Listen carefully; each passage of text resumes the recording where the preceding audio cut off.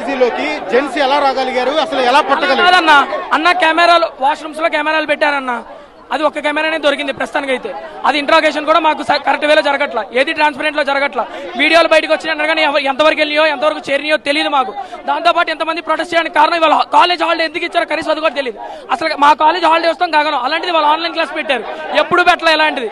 మళ్ళీ ఏమో ఒక్కళ్ళు ప్రొటెస్ట్ చేద్దాం కాలేజ్ మేనేజ్మెంట్ భయపడతారు. మా కాలేజ్ మేనేజ్మెంట్ మాకు ఎప్పుడు సపోర్ట్ చేస్తారన్న నమ్మకం మాకు ఉంది, దాన్ని బట్టే మేము ఇదంతా చేస్తాం. కానీ అది ట్రాన్స్పరెంట్ వేలో జరగట్లా.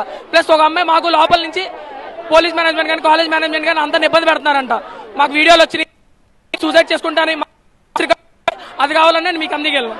అదే అన్న పరిస్థితి ఇక్కడ ఇది చూడొచ్చు. విద్యార్థి సంఘాల నేతలందరూ కూడా ఆడపిల్లలకు న్యాయం జరిగే వరకు కూడా మా పోరాటం అనేది ఇలాగే కొనసాగుతుంది. ప్రభుత్వం తక్షణమే స్పందించి నిందితుల మీద కఠిన చర్యలు తీసుకోవాలని చెప్పని వీళ్ళందరూ డిమాండ్ చేస్తూ ఉన్నటువంటి పరిస్థితులు కూడా ఇక్కడ కనపడుతూ ఉన్నాయి.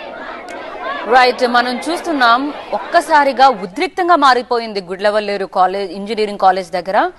అండ్ ఎంతమంది అమ్మాయిలు బయటకు వచ్చి ఏకంగా వాళ్ళు చాలా స్పష్టంగా చెప్తున్నారు. అయితే అక్కడ ఒక అమ్మాయి సహకరించడం ద్వారా ఒక వాష్రూమ్ లో హిడెన్ కెమెరా ఒకటి లభించింది. అయితే ఆ అమ్మాయి సహకారం ద్వారా ఎవరికైతే చేరాల్సిన వీడియోస్ ఉన్నాయో అవన్నీ చేరిపోయాయి. ఇప్పుడు అవి చాలా వరకు కూడా బయట స్ప్రెడ్ అయిపోయాయని ఆందోళన వ్యక్తం చేస్తున్నారు.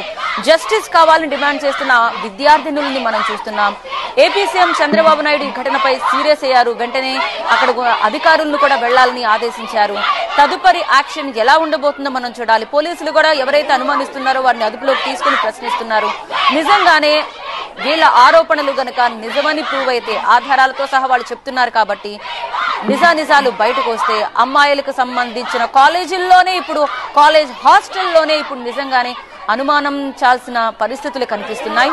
చూద్దాం ఇప్పుడు ఈ ఘటన ఎంత సీరియస్ అయ్యే అవకాశం కనిపిస్తుందో.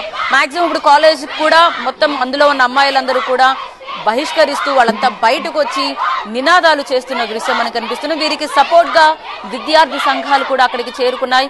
అమ్మాయిలకు న్యాయం చేయాలంటూ